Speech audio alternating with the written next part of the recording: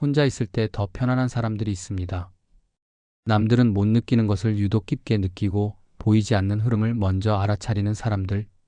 전통 명리학에서는 이런 기질을 귀문관살이라 불러왔습니다. 그런데 이 귀문관살을 타고난 사람들에게는 공통된 고민이 있습니다. 이 예민함이 때로는 축복처럼 느껴지지만 어느 순간부터는 견디기 힘든 저주처럼 다가온다는 것입니다. 감정에 휘둘리고 생각에 갇히고 세상과 단절되는 느낌. 하지만 오늘 이 영상에서는 전혀 다른 이야기를 하려 합니다. 귀문관살은 피해야 할 흉이 아니라 제대로만 다루면 당신만의 가장 강력한 능력이 될 수 있다는 사실 말입니다. 지금부터 그 방법을 하나씩 풀어보겠습니다. 먼저 가장 중요한 개념부터 바로잡아야 합니다. 귀문관살을 가진 사람들이 겪는 문제는 그 기질 자체에 있지 않습니다. 문제는 이 기질이 어떻게 작동하느냐에 있습니다. 귀문관살이 살로 작동할 때는 이런 모습을 보입니다. 감정이 과도하게 올라옵니다. 작은 일에도 마음이 크게 흔들리고 한번 느낀 감정은 쉽게 가라앉지 않습니다. 생각에 깊이 잠깁니다. 끊임없이 분석하고 해석하면서 머릿속에서 빠져나오지 못합니다. 자연스럽게 고립이 찾아옵니다. 다른 사람들과 함께 있어도 마음은 늘 따로 떨어져 있는 느낌입니다. 그리고 현실을 다루는 기능이 약해집니다. 일상적인 일들이 버겁게 느껴지고 당장 해야 할 일들을 미루게 됩니다. 하지만 똑같은 귀문관살이 능력으로 작동할 때는 완전히 다른 결과가 나타납니다. 통찰력이 생깁니다. 사람들이 놓치는 본질을 꿰뚫어 볼 수 있습니다. 해석 능력이 뛰어납니다. 복잡한 상황을 정리하고 의미를 찾아냅니다. 번역 능력이 탁월합니다. 말로 표현하기 어려운 것들을 언어로 옮길 수 있습니다. 그리고 의미를 부여하는 힘이 있습니다. 평범해 보이는 일상에서도 깊은 가치를 발견합니다. 여기서 핵심을 짚고 넘어가야 합니다. 이 차이는 타고난 감각의 문제가 아닙니다. 출구 설계의 문제입니다. 느끼는 것까지는 누구나 똑같습니다. 하지만 그 느낌을 어디로 흘려보내느냐가 살과 능력을 가릅니다. 그렇다면 구체적으로 어떻게 해야 할까요? 귀문관살을 능력으로 전환하는 세 가지 핵심 원칙이 있습니다. 첫 번째 원칙은 직접 체험을 간접 표현으로 바꾸는 것입니다. 귀문관 기질을 가진 사람은 느끼는 것까지는 자동입니다. 주변의 기운을 읽고 사람들의 감정을 받아들이고 보이지 않는 흐름을 감지하는 것은 의도하지 않아도 일어납니다. 문제는 느낀 것을 그대로 몸 안에 들고 있으면 사람이 무너진다는 점입니다. 감정이 축적되고 생각이 엉키고 결국 감당할 수 없는 상태가 됩니다. 해결책은 명확합니다. 느낀 것을 글로 옮기십시오. 일기든 메모든 상관없습니다. 손으로 쓰든 키보드로 치든 괜찮습니다. 중요한 것은 머릿속에 있는 것을 밖으로 꺼내는 행위 자체입니다. 그림으로 바꾸는 것도 좋습니다. 형태가 있든 없든 잘 그리든 못 그리든 상관없습니다. 느낌을 시각적 형태로 표현하는 과정에서 감정은 객관화됩니다. 말로 설명하는 것도 효과적입니다. 누군가에게 이야기하거나 혼자 녹음하거나 소리 내어 정리하는 것만으로도 충분합니다. 핵심은 느낀 것을 한 단계 떨어뜨려 다루는 것입니다. 직접 체험과 나 사이의 거리를 만드는 것입니다. 이 거리가 생기는 순간 당신은 감정에 휘둘리는 사람이 아니라 감정을 다루는 사람이 됩니다. 두 번째 원칙은 고독을 환경으로 쓰고 정체성으로 쓰지 않는 것입니다. 이 구분은 매우 중요합니다. 혼자 있는 시간은 충전입니다. 에너지를 회복하고 생각을 정리하는 필수적인 환경입니다. 하지만 혼자 있는 사람이 내 정체성이 되면 위험해집니다. 나는 원래 혼자인 사람이라고 규정하는 순간 관계는 선택이 아니라 불가능이 됩니다. 이 둘을 혼동하면 고립은 깊어지고 세상과의 연결은 끊어집니다. 실전에서는 이렇게 구분해야 합니다. 나는 혼자가 편해라고 말하면 안 됩니다. 이것은 정체성 선언입니다. 대신 나는 혼자 있을 시간이 필요해라고 말하십시오. 이것은 환경 요청입니다. 같은 고독이지만 전자는 나를 가두고 후자는 나를 지킵니다. 세 번째 원칙은 현실 앵커를 반드시 붙이는 것입니다. 귀문관살은 본질적으로 위로 뜨는 기질입니다. 생각의 세계로, 감정의 세계로, 보이지 않는 세계로 자꾸 올라갑니다. 앵커가 없으면 계속 떠다니다가 결국 현실로 돌아오지 못합니다. 앵커는 이런 것들입니다. 고정된 수입이 있어야 합니다. 금액의 크기는 중요하지 않습니다. 매달 일정하게 들어오는 돈이 있다는 사실 자체가 중요합니다. 규칙적인 수면과 식사가 필요합니다. 몸의 리듬이 무너지면 정신도 따라서 무너집니다. 정기적인 운동을 하십시오. 격렬할 필요는 없습니다. 걷기만 해도 충분합니다. 중요한 것은 몸을 쓴다는 것입니다. 그리고 내가 책임져야 할 일이 있어야 합니다. 작은 것이라도 괜찮습니다. 반려동물이든 식물이든 프로젝트든 무언가를 돌봐야 할 대상이 있으면 사람은 현실로 돌아옵니다. 이것이 능력과 환상의 경계선입니다. 앵커가 있으면 당신은 깊이 들어갔다가도 다시 나올 수 있습니다. 앵커가 없으면 들어간 곳에서 길을 잃습니다. 이제 구체적으로 어떤 분야에서 귀문관사를 능력으로 전환할 수 있는지 살펴보겠습니다. 분야마다 작동 방식이 다르기 때문에 자신에게 맞는 방향을 찾는 것이 중요합니다. 먼저 예술과 창작 분야입니다. 귀문관사를 가진 사람들은 감정을 깊게 느낍니다. 이 감정을 그대로 안고 있으면 고통이 되지만 이미지나 언어로 변환하면 작품이 됩니다. 여기서 중요한 관점의 전환이 필요합니다. 나를 표현한다는 생각보다 구조를 만든다는 관점으로 접근해야 합니다. 나를 표현한다고 생각하면 작품과 나를 분리할 수 없습니다. 작품이 비판받으면 내가 상처받고 작품이 인정받지 못하면 내가 부정당한 느낌이 듭니다. 하지만 구조를 만든다고 생각하면 달라집니다. 이 감정을 어떤 형태로 담을 것인가, 어떤 순서로 배치할 것인가를 고민하게 됩니다. 핵심은 작품이 나를 대신 아파하게 만드는 것입니다. 내 안의 고통을 작품 속에 담아내면 그 고통은 더 이상 내 것이 아닙니다. 작품이 그것을 떠안고 있습니다. 이것이 예술이 치유가 되는 진짜 이유입니다. 다음은 상담, 기획, 연구 분야입니다. 귀문관사를 가진 사람들은 타인의 감정과 흐름을 읽는 능력이 탁월합니다. 상대방이 말하지 않은 것까지 알아차립니다. 겉으로 드러난 문제 뒤에 숨은 본질을 봅니다. 이런 능력은 상담, 기획, 연구 분야에서 큰 강점이 됩니다. 하지만 여기에는 반드시 지켜야 할 원칙이 있습니다. 공감과 거리두기를 동시에 해야 한다는 것입니다. 공감만 하고 거리두기를 못하면 어떻게 될까요? 상대방의 문제가 내 문제가 됩니다. 상담하다가 내가 무너집니다.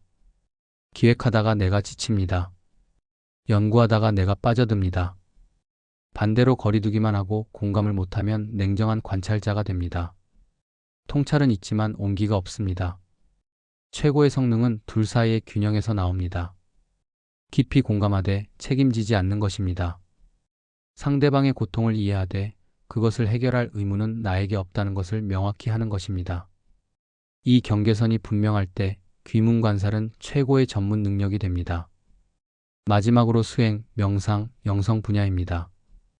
귀문관사를 가진 사람들은 보이지 않는 세계에 대한 감각이 남들보다 예민합니다. 명상을 하면 깊이 들어가고 수행을 하면 빠르게 체험합니다. 하지만 이 분야는 가장 위험하기도 합니다. 반드시 두 가지를 갖춰야 합니다. 첫째, 체험 기록이 필수입니다. 명상 중에 본 것, 느낀 것, 깨달은 것을 반드시 글로 남겨야 합니다. 기록하지 않으면 체험은 환상과 구분되지 않습니다.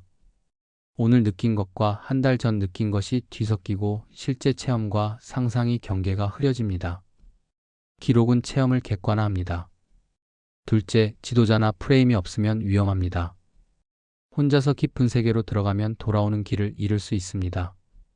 검증된 스승이나 확립된 수행체계나 명확한 이론적 틀이 있어야 합니다. 핵심은 체험을 해석체계 안에 가두는 것입니다. 자유롭게 체험하되 그 체험은 반드시 틀 안에서 해석되어야 합니다. 그래야 길을 잃지 않습니다. 이제 귀문관사를 망치는 대표적인 착각 4가지를 짚어보겠습니다. 이 착각들이 머릿속에 자리 잡으면 능력은 살로 바뀝니다. 첫 번째 착각은 나는 특별하니까 보통 사람처럼 못 산다는 생각입니다. 예민하고 깊게 느끼는 것이 특별함의 증거라고 여깁니다. 그래서 평범한 일상, 규칙적인 생활, 단순한 관계를 거부합니다. 특별한 나에게는 특별한 삶이 필요하다고 믿습니다. 하지만 이것은 함정입니다. 특별함은 비범한 일상이 아니라 평범한 일상 속에서 비범한 통찰을 얻는 데 있습니다. 규칙적인 생활이야말로 불규칙한 내면을 지탱하는 기반입니다. 두 번째 착각은 이 고통이 나의 정체성이라는 생각입니다. 예민해서 아프고 깊어서 외롭고 느껴서 힘든 것이 나를 정의한다고 믿습니다. 고통 없는 나는 상상할 수 없습니다. 그래서 무의식적으로 고통을 붙들고 있습니다. 고통을 놓으면 내가 사라질 것 같은 두려움 때문입니다. 하지만 진실은 이렇습니다. 고통은 당신의 정체성이 아닙니다. 고통은 당신이 느끼는 것일 뿐입니다. 당신은 고통보다 큽니다. 세 번째 착각은 이 감각을 다 열어야 진짜라는 생각입니다. 느끼는 능력을 최대한 열고 모든 것을 받아들이고 아무것도 막지 않아야 한다고 믿습니다. 경계를 두는 것은 도망이고 회피이고 겁쟁이라고 여깁니다. 하지만 이것은 착각입니다. 감각을 조절하는 것은 회피가 아니라 지혜입니다. 모든 것을 다 받으면 사람은 무너집니다.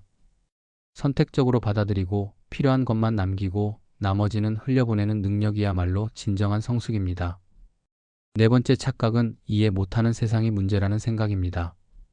내 깊이를 세상이 알아주지 않고 내 고민을 사람들이 이해하지 못하고 내 감각을 아무도 공감하지 못한다고 느낍니다.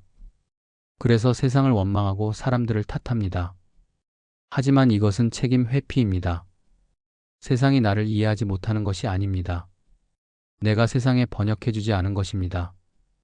귀문관살의 능력은 깊이 느끼는 것만이 아닙니다. 깊이 느낀 것을 세상의 언어로 옮기는 것까지가 능력입니다. 이 네 가지 생각이 떠오르면 즉시 알아차려야 합니다. 지금 당신은 살로 기울고 있다는 신호입니다. 그렇다면 귀문관살이 실제로 능력으로 전환되고 있는지 어떻게 알 수 있을까요? 변화는 갑자기 오지 않습니다. 조금씩 천천히 하지만 분명하게 나타납니다. 네 가지 신호를 주목해야 합니다. 첫 번째 신호는 감정이 깊지만 덜 휘둘린다는 것입니다. 예전처럼 깊게 느끼는 것은 똑같습니다. 슬픔은 여전히 깊고 기쁨도 여전히 강렬합니다. 하지만 차이가 있습니다. 예전에는 감정이 오면 그것에 완전히 잠겼습니다. 감정과 내가 하나였습니다. 슬프면 내가 슬픔 그 자체가 되었고 화나면 내가 분노 그 자체가 되었습니다.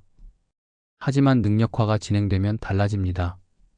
감정을 느끼면서도 그것을 바라보는 나를 발견합니다. 슬픔을 느끼지만 슬픔에 삼켜지지 않습니다. 화를 느끼지만 화에 지배당하지 않습니다. 감정과 나 사이에 아주 작은 공간이 생긴 것입니다. 이 공간이 자유입니다. 두 번째 신호는 고독이 편안한 작업 공간이 된다는 것입니다. 예전의 고독은 도피처였습니다. 세상이 버거워서 사람들이 힘들어서 숨는 곳이었습니다. 혼자 있을 때 편안하기는 했지만 그 편안함 속에는 외로움이 섞여 있었습니다. 하지만 능력화가 진행되면 고독의 질이 바뀝니다. 고독은 더 이상 도피처가 아닙니다. 작업실이 됩니다. 혼자 있는 시간에 무언가를 만듭니다. 생각을 정리하고 감정을 다듬고 아이디어를 구체화합니다. 혼자 있는 것이 두렵지 않고 혼자 있어야만 할 수 있는 일들이 생깁니다. 고독은 결핍이 아니라 자원이 됩니다. 세 번째 신호는 타인의 고통에 휘말리지 않고 도와줄 수 있다는 것입니다. 귀문관사를 가진 사람들은 타인의 아픔을 잘 느낍니다. 예전에는 이것이 고통이었습니다. 상대방이 아프면 나도 아팠습니다. 상대방의 문제가 내 문제가 되었고 상대방의 슬픔이 내 슬픔이 되었습니다. 도와주고 싶지만 나 자신이 무너져서 결국 아무것도 할 수 없었습니다. 하지만 능력화가 진행되면 변화가 옵니다. 여전히 상대방의 고통을 느낍니다. 하지만 그 고통에 휘말리지 않습니다. 공감하되 동화되지 않습니다. 그래서 비로소 진짜 도움을 줄 수 있게 됩니다. 차분하게 듣고 명확하게 파악하고 적절하게 반응합니다. 내가 무너지지 않으니 상대방을 제대로 받쳐줄 수 있습니다. 네 번째 신호는 질문이 바뀐다는 것입니다. 예전에는 끊임없이 물었습니다. 왜 나는 이런가? 왜 나만 이렇게 느끼는가? 왜 이것이 나에게 일어나는가? 왜라는 질문은 과거를 향합니다. 원인을 찾고 이유를 따지고 누군가를 탓합니다.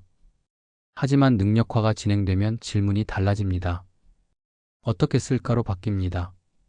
이 깊은 감정을 어떻게 표현할까? 이 예민한 감각을 어떻게 활용할까? 이 고독한 시간을 어떻게 의미 있게 만들까? 어떻게라는 질문은 미래를 향합니다. 방법을 찾고 가능성을 열고 행동을 만듭니다. 질문이 바뀌면 인생이 바뀝니다. 이제 가장 중요한 이야기를 해야 합니다. 전통 명리학에서 귀문관에 대해 전해지는 핵심 문장이 있습니다. 귀문관은 닫는 문이 아니라 들여다본 뒤 돌아오는 문이다. 이 한 문장이 모든 것을 설명합니다. 귀문관이라는 말 자체를 풀어보면 귀신의 문, 저승의 문이라는 뜻입니다. 일반적으로 사람들은 이것을 두려워합니다. 저승의 문이 열리면 좋지 않은 일이 생긴다고 믿습니다. 그래서 막으려 하고 피하려 하고 없애려 합니다. 하지만 전통 명리의 깊은 지혜는 다른 것을 말합니다. 그 문은 닫아야 할 문이 아니라 들어갔다 나와야 할 문이라는 것입니다. 귀문 관사를 가진 사람은 이 문을 통과할 수 있는 사람입니다. 보통 사람들은 볼 수 없는 것을 보고 느낄 수 없는 것을 느끼고 알 수 없는 것을 압니다. 그 문 너머의 세계를 들여다볼 수 있습니다. 문제는 들어간 뒤 돌아오느냐, 돌아오지 못하느냐입니다. 돌아오지 못하면 살이 됩니다. 문 너머 세계에 빠져서 현실로 돌아오지 못합니다. 생각 속에 갇히고 감정 속에 잠기고 보이지 않는 세계에 머물러 있습니다. 현실의 삶은 무너지고 관계는 끊어지고 기능은 약해집니다. 이것이 귀문관이 흉살로 작용하는 모습입니다. 하지만 돌아올 수 있으면 능력이 됩니다. 문 너머를 들여다보되 그곳에 머물지 않습니다. 깊이 느끼되 그곳에 잠기지 않습니다. 본 것을 가지고 이쪽으로 돌아옵니다. 그리고 그것을 이쪽 세계의 언어로 번역합니다.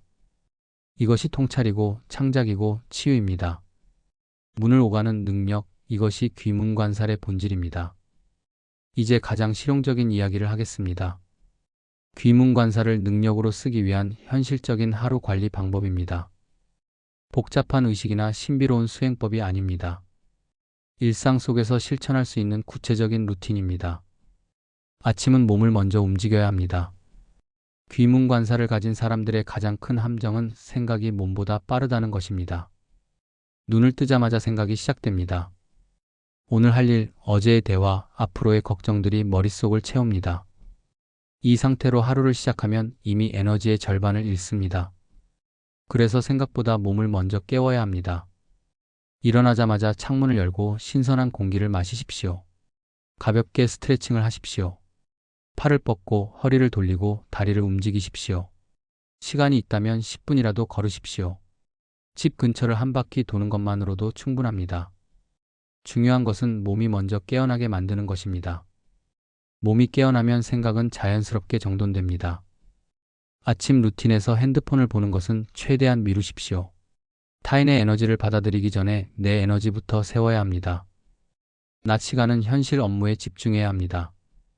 귀문관사를 가진 사람들은 일하면서도 끊임없이 생각이 다른 곳으로 갑니다.